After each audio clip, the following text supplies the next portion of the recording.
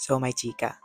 Ang tanong ni Vinreg 11, paano kung napilitan siyang umalis dahil nalaman niyang pinoproseso na daw ang kanyang notice of termination pero alam niya namang walang due process? Well, Vinreg 11, kung ang empleyado ay napilitang umalis dahil sa mga ginawa ng employer, maaaring itong makonsider as constructive dismissal. Isa itong illegal termination kung saan ang empleyado ay napilitang umalis dahil may mga ginawa ang employer na hindi nakanais-nais kay employee kaya umalis ito. Sa ganitong sitwasyon, of course, magiging liable si employer. Pangalawa, balido naman yung rason or may just cause para tanggalin ka. Pero hindi nasunod ang due process, yung twin notice and hearing na nasa previous video natin, magiging liable pa rin si employer.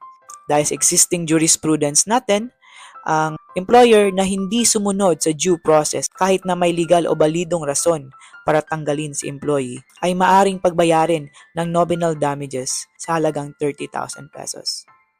Na-experience nyo rin ba ito mga kachika? Kung may mga chikang gusto nyo i-share, share nyo mga kachika.